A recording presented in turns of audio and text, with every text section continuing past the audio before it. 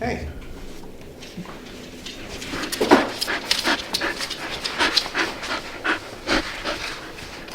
Happy birthday. Who is the birthday girl? Happy 3 years old. We just went to Costco and got some birthday presents from Rose. Happy birthday. Oh my God. Take it. Okay, eat there. It's good. You guys on the channel for a long time has seen Rose grow up. She was born in China. Her grandpa's from Chicago, and she has had an interesting life journey. So today's episode will be centered around. Her birthday here than in China though. Yeah. Only her first birthday, I took her to Shanglianggang. We stay in the Shanglianggang, and she see the snow for the first time. Yeah. And last year was her second birthday, and we're already here already. She's so excited.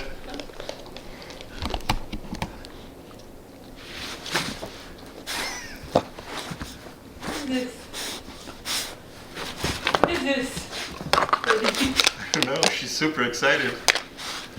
Right? Yeah.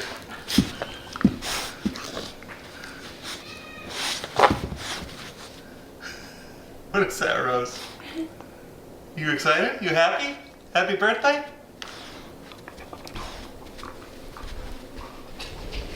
Never seen her do that before.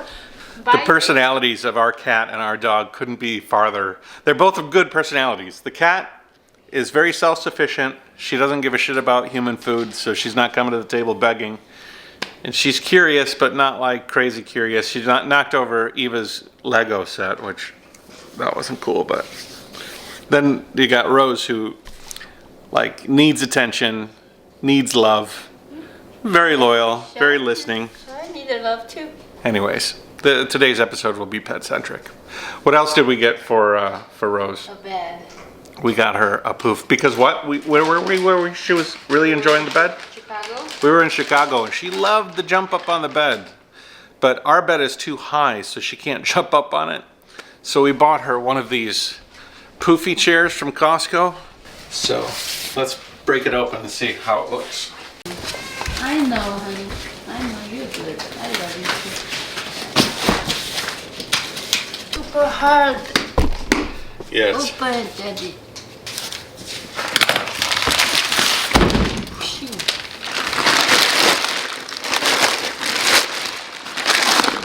Top have this paper tag? Yes, so. No, tag should be go down. Shake it, shake it.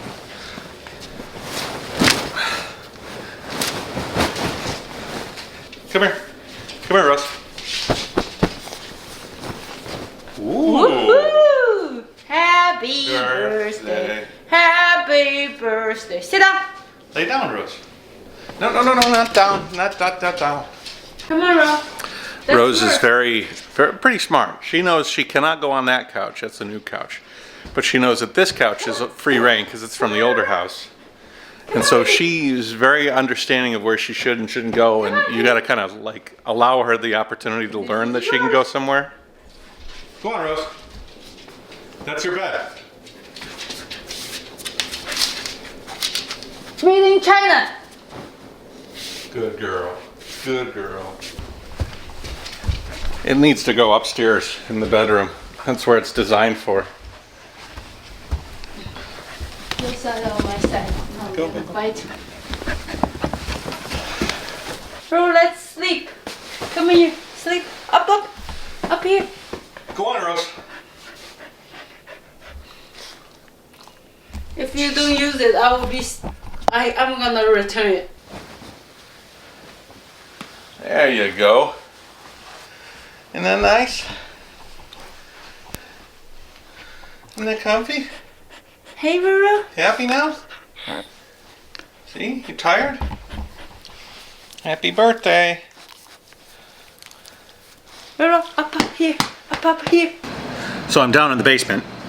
It's not a completely dog episode. We'll say dogs and animals and countertops. Right now I am cutting the opening for the undermount sink into my countertop. And man, oh man, this stuff. This is called Richlite.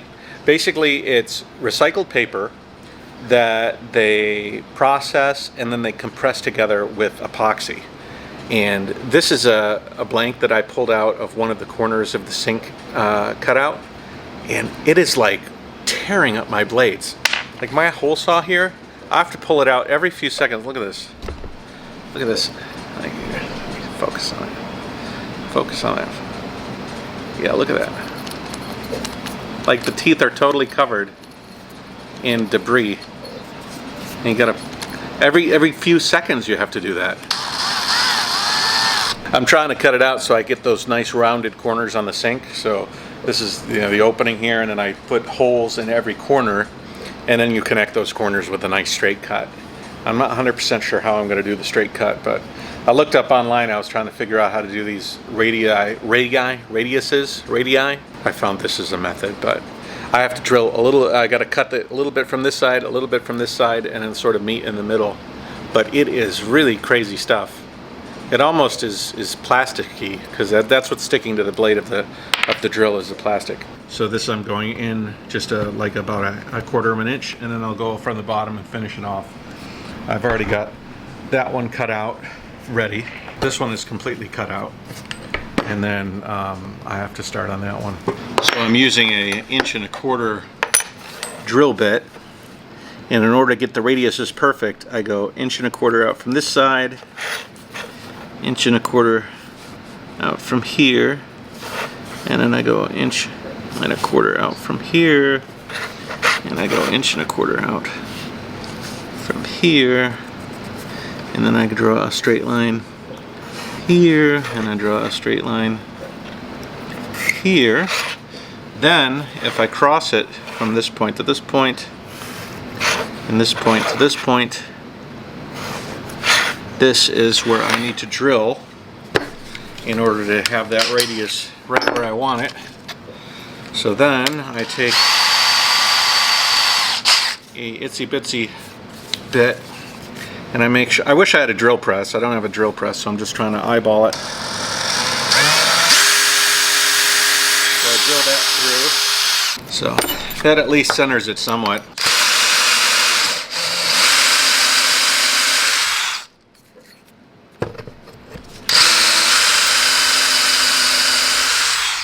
Okay, so now I flip the countertop over and do it from the other side.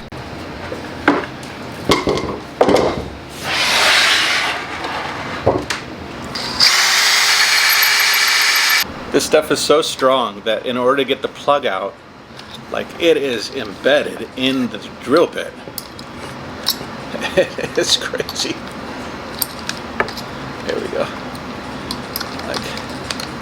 Like to an extent greater than, say, the plywood that I've been using to make up these cabinets, because I've cut a lot of holes, but these are just durable. I should figure out a way to use those for something else. Pretty good. One more right here.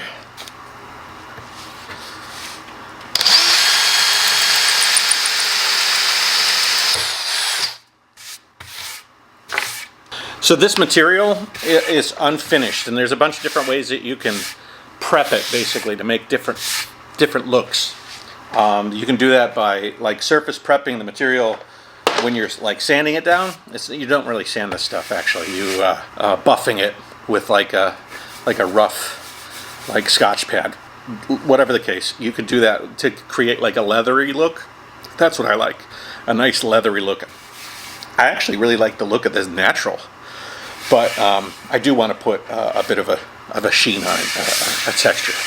And once that's done, and I've surface prepped it, then we're going to use a material I don't have. It's over there. I'll show you. This stuff, which is poly oil from a company called Osmo, and it's designed for hardwood floors.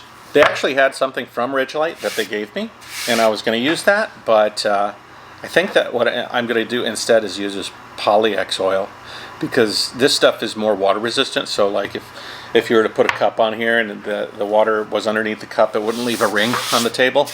That Richlite stuff is more like a wax, like a waxy oil, and that goes on and like sort of you can see stains through it. Anyways, I did my research and I decided on that. I was debating on what tool to use to actually cut the shape of the sink out completely, and I just tested with my jigsaw, and it cuts pretty decent. It's not 100% perfect. I was also thinking about using a circular saw, which I have. I'm a little worried how that cut will be. Maybe I try one with it. How much harm can it do? I ask. I say it could do a lot. The thing I worry about is when I sink it down into the board. If I need to turn it at all, it's not going to make a very clean cut. Maybe I should make a first cut here and just see how it looks.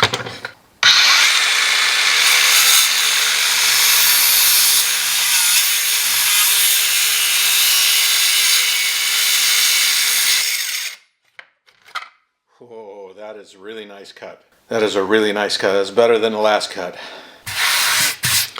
This is the line I need to cut.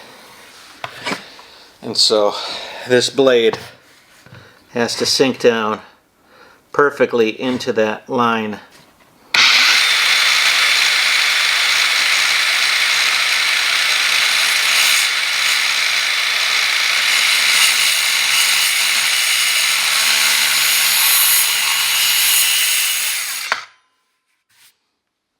Shoot.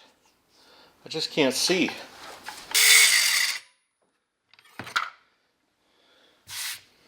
Nope, not as good. Better to use the jigsaw.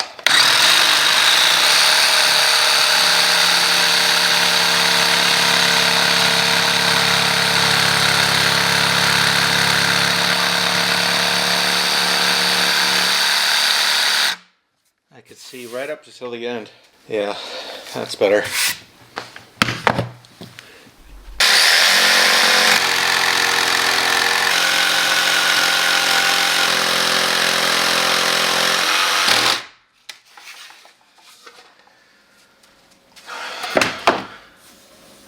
That was a horrible cut. What the fuck was happening? That was a horrible cut. It ruined my corner in that side. The blade must have been. That's the other problem with these, is that the blade can turn and the deck can turn. My deck was moving. That's really bad. That's really bad. I don't know. How the hell? Shit.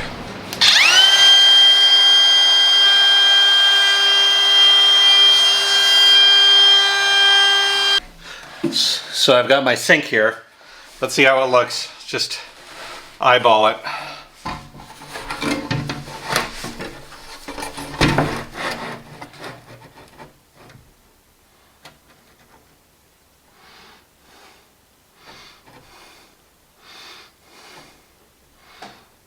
I think it's good. If anything, I cut the opening a little bit too wide. I think it should have been over the sink edge a little bit, but whatever. I think it looks good. I have another piece of wood that is going to sink over this one, and I'll show you later. It's really, really cool. It's like bamboo lined, and that'll be like this cutting board for the middle. Okay, so it's a little bit later in the day, and I've realized some things. This material, Richlite, is really, really hard stuff.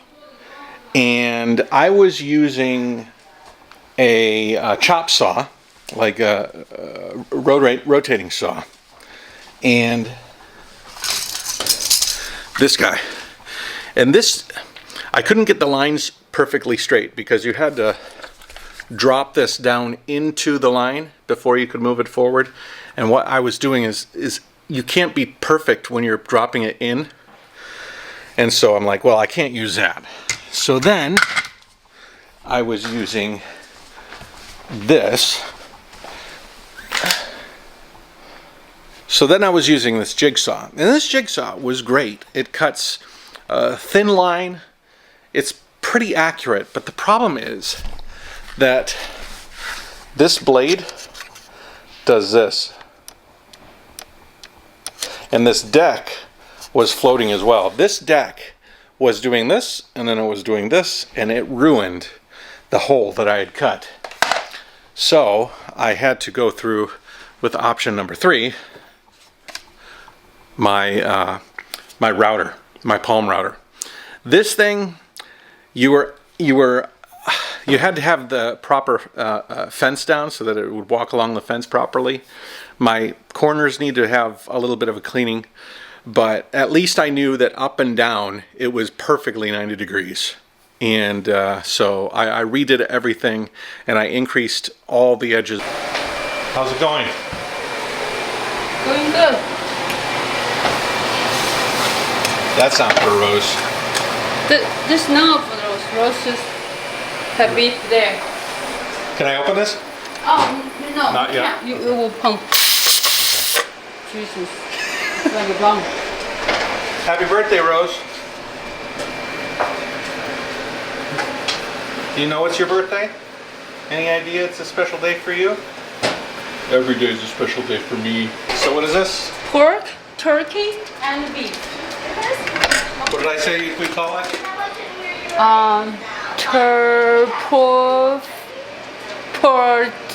Beef. Turbeef? No, pork. Pork? Turkey. Something turkey and beef and. Happy birthday to Roro. Happy birthday to Roro. Happy birthday, Roro. Happy birthday to Roro. You and the Roro there. Roro, come. You can move it. So. Squirrel? Frisbee? No, you are in the middle. Roro, stay. No. She can't help. Okay, make a wish. Ah! Make a She can wish. take whatever she wants.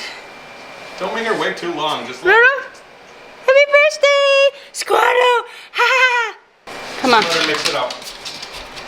She didn't mean it, honey. She's just a little bit excited. Oh! How did that happen? I was putting and she click on me. Roro, come. Come, it's okay. This is a family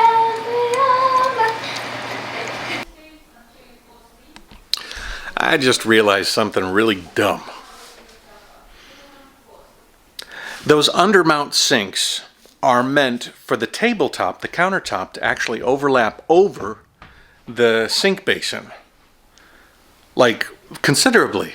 And the reason why I know that is that I just looked at the upstairs sink, which is an undermount sink, and the ledge of the countertop goes into the sink basin by like 1/8 of an inch all the way around. And I was like, I'll just make it perfect.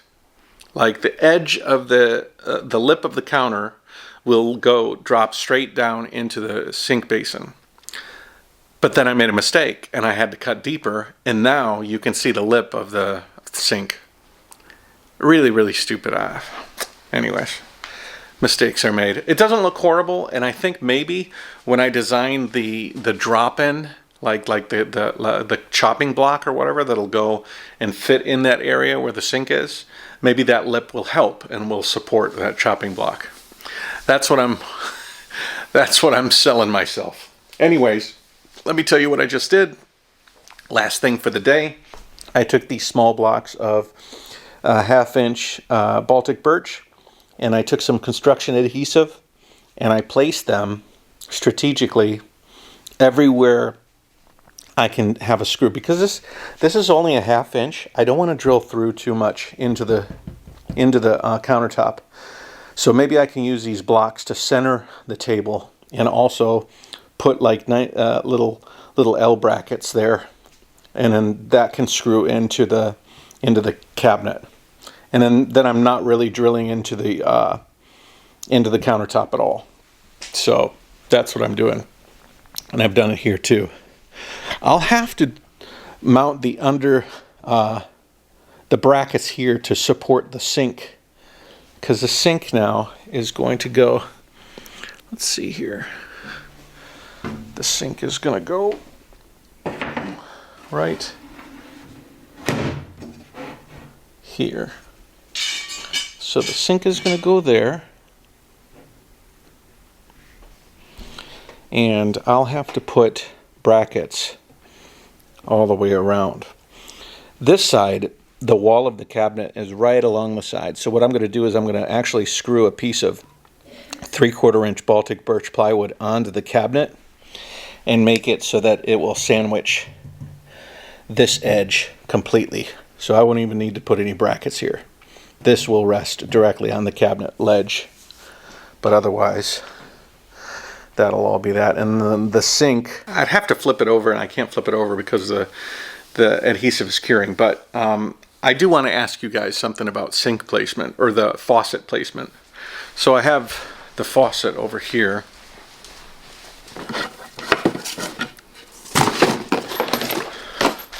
So this is the faucet that will be in the on the tabletop. I've got a really long extension there. That extension faucet hose section can come way out, and it'll act as my shower head and the sink.